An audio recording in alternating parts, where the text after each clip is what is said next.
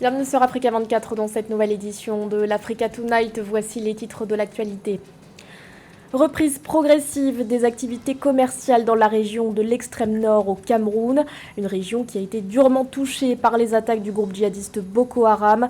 Depuis 2014, ces violences ont contraint plus de 320 000 personnes à fuir leur communauté. Coopération économique entre le Maroc et le Niger. Le Royaume va investir 3,3 milliards de dollars dans le pays d'Afrique de l'Ouest.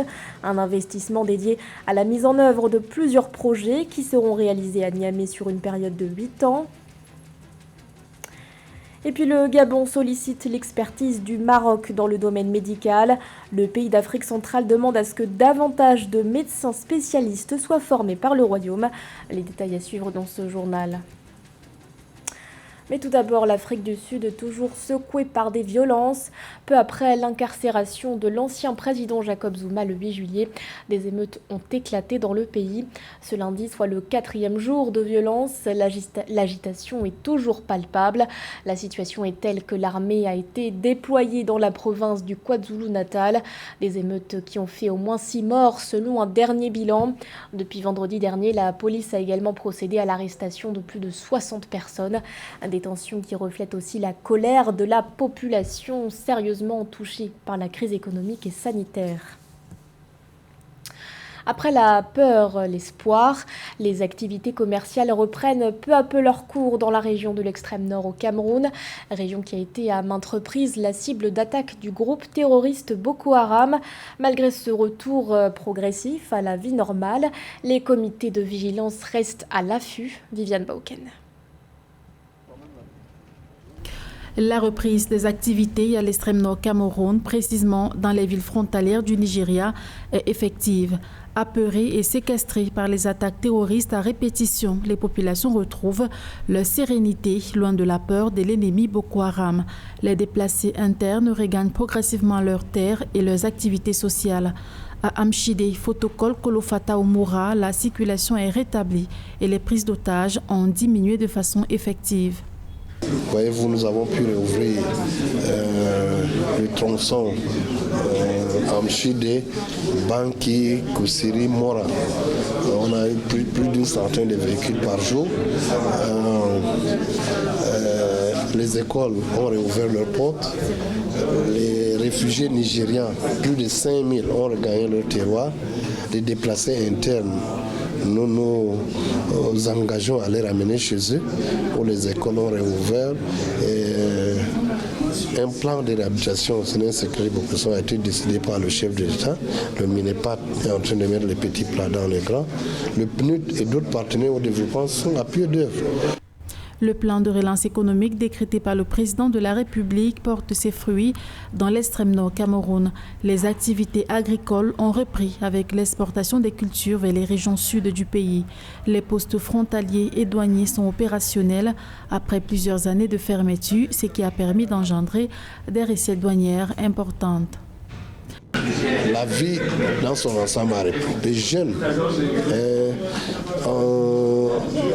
des moyens ont été alloués aux jeunes dans le cadre de Cash for Work pour faire de l'agriculture. Et nous voyons maintenant, c'est des camions qui sortent de l'extrême nord, qui ravitaillent le Grand Sud avec les tomates, les pastèques, les oignons, l'arachide et j'en passe. Donc de manière générale, on peut dire que la vie a repris dans la région de l'extrême nord. Rappelons que depuis 2014, les attaques terroristes à l'extrême nord Cameroun ont forcé plus de 321 000 personnes à fuir leur communauté. D'après un rapport du gouvernement, 40 000 habitations, 128 000 établissements scolaires, 30 centres de santé et plus de 240 forages ont été détruits lors des incursions terroristes de Boko Haram. Amnesty International lance un appel aux autorités guinéennes. Si l'ONG constate une avancée dans les procédures relatives aux personnes arrêtées durant la période électorale, elle rappelle que 57 personnes sont toujours en détention. Samira Daoud, directrice régionale d'Amnesty International pour l'Afrique de l'Ouest et l'Afrique centrale, demande notamment la libération du militant Oumar Silla, arrêté le 29 septembre 2020 à Ménéli. Amnesty International appelle les autorités guinéennes à prendre des mesures nécessaires pour garantir le droit à la liberté d'expression et faire cesser les arrestations d'opposants politiques. Selon l'ONG, la récente libération de prisonniers ne doit pas faire oublier le maintien en détention de 57 autres. Début mai 2021, 40 détenus depuis les manifestations électorales d'octobre 2020 ont été libérés. Depuis maintenant quelques temps, de plus en plus de prisonniers dits politiques ou des prisonniers d'opinion se retrouvent dans les prisons en Guinée, et pour la plupart ce sont des gens qui appartiennent à des formations politiques d'opposition. Les raisons qui sont invoquées, ce sont les raisons qui se rapportent à soit des raisons de subversion. Il faut donc dire que la plupart d'entre eux sont aujourd'hui en prison et n'ont pas encore été jugés. Parmi les personnes encore en détention, l'activiste Oumar Silla Difoni Kemengue de la plateforme FNDC, regroupant des partis et acteurs de la société civile,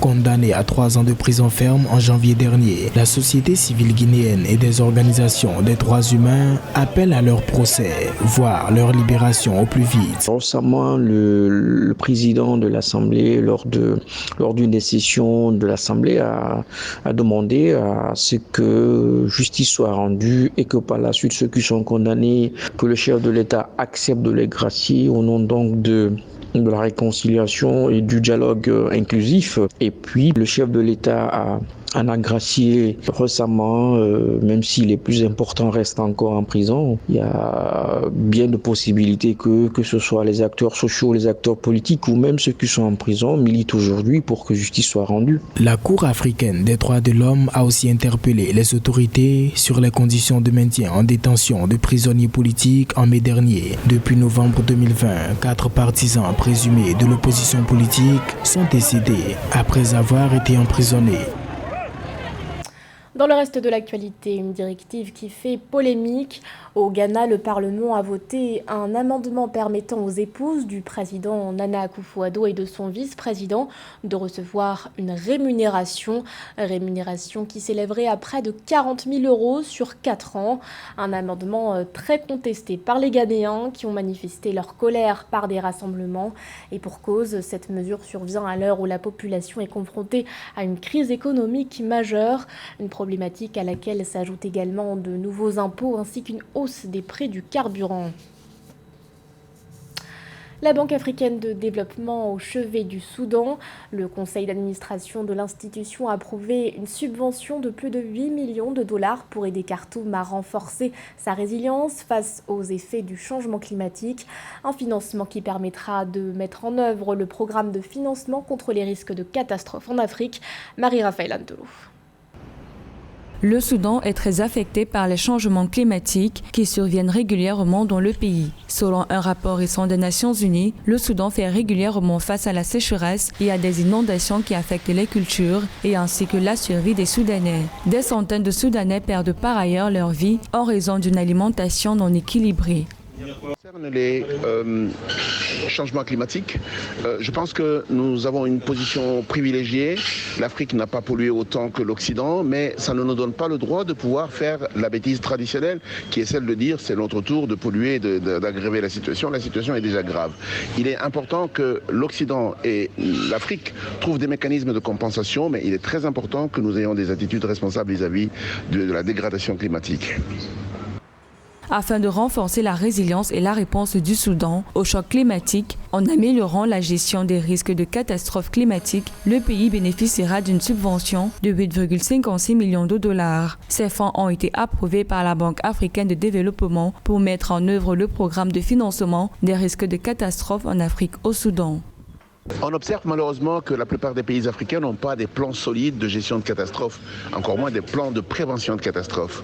C'est une faiblesse notoire. Et il est très important qu'aujourd'hui, à la lumière de tous les autres pays, la République démocratique du Congo avec Nirangongo, on a vu récemment, certains autres pays africains, que le Soudan peut-être prenne l'avance. Et en ce moment-ci, si la BAD finance l'étude, ce serait une très bonne chose, mais il faut surtout divulguer cette étude afin que d'autres pays en tirent des leçons. C'est quelque chose de très important.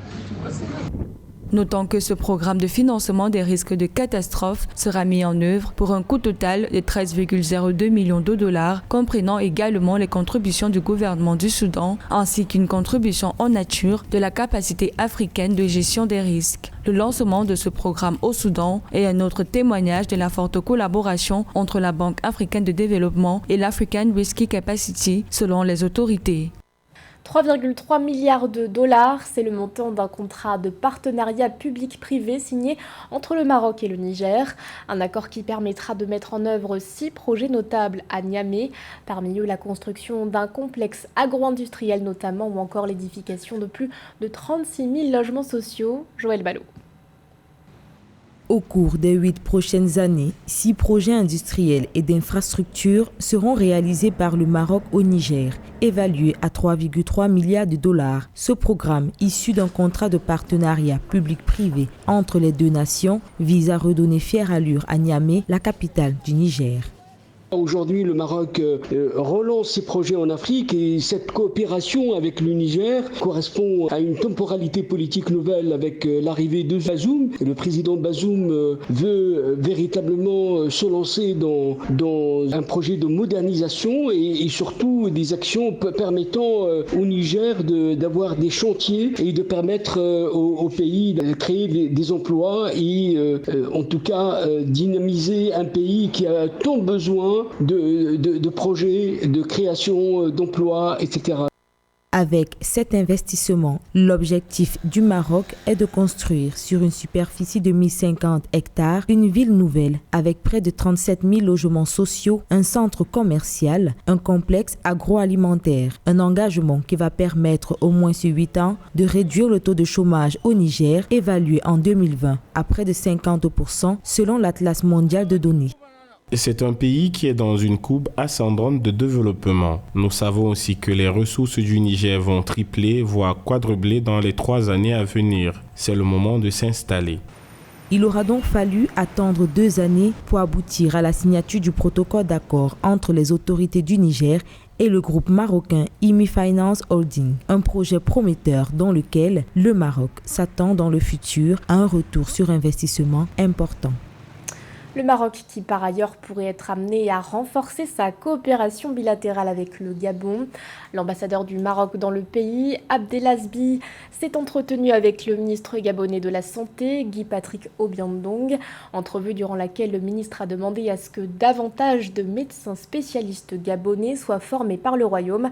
Marie-Raphaël Antelo. Le 7 juillet 2021, le ministre de la Santé du Gabon a sollicité de l'ambassadeur du Maroc, Abdelaz Bihi, l'intensification de la formation des médecins spécialistes ainsi que le parrainage d'un institut marocain dans le domaine de la formation professionnelle médicale. Selon les autorités, cette demande en cas d'aboutissement permettra de renforcer les capacités du personnel sanitaire gabonais et va améliorer l'accès aux soins des populations gabonaises.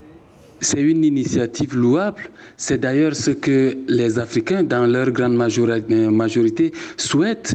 On parle de coopération sud-sud. Il faut bien que des pays africains qui sont un peu avancés technologiquement ou sur le plan d'un domaine quelconque soient capables de soutenir des pays qui en ont besoin. Et à ce titre, on sait bien que le Maroc a un peu d'avancée sur certains aspects de la vie sociale en Afrique, notamment en ce qui concerne la santé.